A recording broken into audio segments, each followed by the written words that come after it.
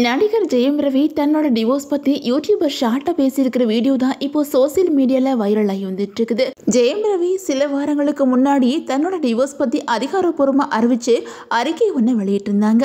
இதையடுத்து இதை பத்தி ஜெயம் ரவியோட மனைவி ஆர்த்தி வெளியிட்ட அறிக்கையில எங்க திருமண வாழ்க்கை பத்தி வெளியான அறிக்கையை பார்த்து நான் கவலையும் மனவேதனையும் அடைஞ்சேன். இது முழுக்க முழுக்க என்னோட கவனத்துக்கு வராமலும் என்னோட ஒப்புதல் இல்லாமலும் வெளியான ஒன்று அப்படிங்கிறத தெளிவுபடுத்த விரும்புகிறேன். திருமண பந்தத்திலிருந்து விலகணும் அப்படிங்கிற இந்த முடிவு முழுக்க முழுக்க சொந்த விருப்பத்தை சார்ந்து அவராகவே எடுத்த முடிவை தவிர குடும்ப நலனுக்கிறது எடுக்கப்பட்ட முடிவே இல்லை அப்படின்னு சொல்லியிருந்தாங்க. இந்த நிலையில் ஜெயம் ரவி ஆர்த்தி பிரிஞ்சதுக்கு காரணம் பாடகி கெனிஷா தான் அப்படின்னு ஜெயம் ரவி கெனிஷாவுக்கு இருக்கிற பழக்கத்தால் தான் பிரிஞ்சுட்டாங்க அப்படின்னு சொல்லிட்டு பல வதந்திகள் வந்துச்சு. இதுக்கு ஜெயம் ரவியுமே ஒரு முற்றுப்புள்ளி வச்சிருந்தாங்க. அதில் வாழ விட ஒன்னே ஒன்று தான் சொல்ல விரும்புகிறேன். என்னோட தனிப்பட்ட விஷயத்தில் யாரையும் இழுக்காதீங்க, என்னையும் கெனிஷாவையும் தவறாக பேசாதீங்க.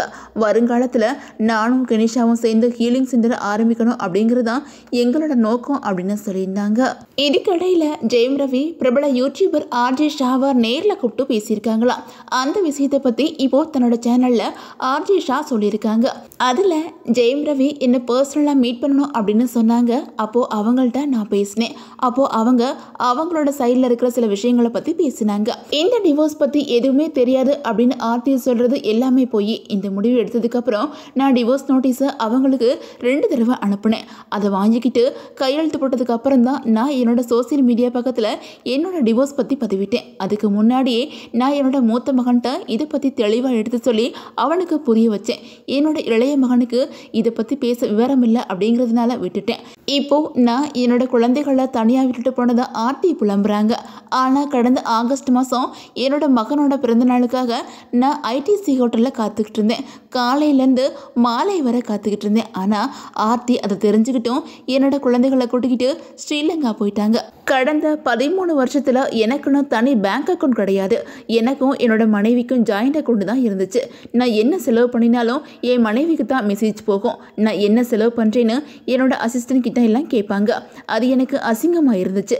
பிரதர் ஷூட்டிங்காக ஊட்டியில் இருக்கும்போது ஹோட்டலில் நீங்கள் மட்டும்தான் இருக்கீங்களா இல்லை கூட வேற யாரும் இருக்காங்களா அப்படின்னு சொல்லிட்டு வீடியோ கால் பண்ணி பிரச்சனை பண்ணினாங்க. நான் எந்த செலவு பண்ணினாலும் அதுக்கு ஆர்த்தி கணக்கு கேட்பாங்க. ஆனால் அவங்க தன்னோட இஷ்டம் போல செலவு பண்ணுவாங்க. மம்மிக்காக வருஷத்துக்கு ஒரு படம் பண்ணுங்க அப்படின்னு ஆர்த்தி கேட்பாங்க. அதனால அடங்கமறு, பூமி, சைரன் அப்படின்னு சொல்லிட்டு 3 படம் பண்ணினேன். ஆனால் எல்லாமே லாஸ் அப்படின்னு தான் சொன்னாங்க. ஆனால் ப்ரொடக்ஷனில் ஒருத்தர்கிட்ட கணக்கு பார்த்தேன்.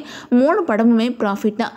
ஆனால் ஏன் இந்த மாதிரி லாஸ் கணக்கு காட்டுறீங்க அப்படின்னு சொல்லிட்டு எனக்கு கோவம் வந்துச்சு. அப்புறம் தான் நான் பேச ஆரம்பித்தேன். கல்யாணம் ஆன 10 வருஷம் எங்களுக்குள்ள காதல் இருந்துச்சு. அப்புறம் 3 வருஷம் என்ன ஆச்சுன்னே தெரியல. ஒரு குழப்பத்தில் தான் போயிட்டு இருந்துச்சு. கடந்த 2 வருஷமா ரொம்ப மரியாதை இல்லாமல் நடத்தினாங்க. அதான் விவாகரத்து முடிவு எடுத்தேன். இப்போ சோசியல் மீடியாவில் அவங்க ஈகோவை காட்டுறாங்க. அதனால நானும் காட்ட வேண்டியதாக இருக்குது. வேற வழி இல்லாமல் தான் இதெல்லாம் செஞ்சிட்டு இருக்கேன் அப்படின்னு சொல்லியிருக்காங்க. அது மட்டும் இல்லாமல் ஜெயம் ரவி தன்னோட இன்ஸ்டாகிராம் பாஸ்வேர்ட்லேருந்து பாஸ்போர்ட் வர ஆர்த்திட்டு இருந்து திரும்ப வாங்குறதுக்கு போலீஸில் பெரிய கலவரம் பண்ணி தான் வாங்கினாங்களாம். இப்படி ஜெயம் ரவி தன்னோட வாழ்க்கையில் நடந்த பிரச்சனைகளை பற்றி ரொம்பவே எமோஷனலாக பேசியிருக்காங்க.